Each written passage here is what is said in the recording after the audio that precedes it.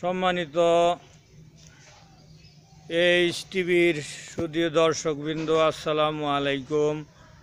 আমরা আজকে এসেছি মিরপুর সিরামিক্স, মিরপুর 12 নম্বর।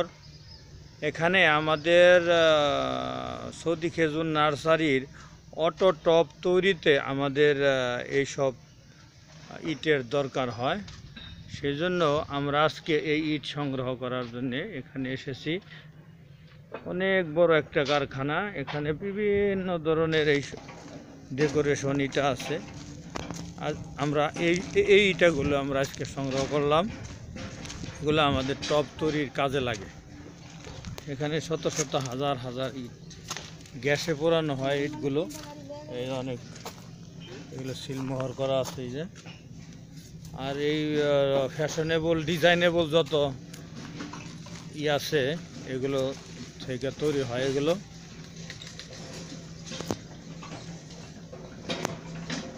আপনাদের এখান থেকে সাদর সম্ভাষণ স্বাগত জানিয়ে এটা শেষ করছি। আসসালামু আলাইকুম।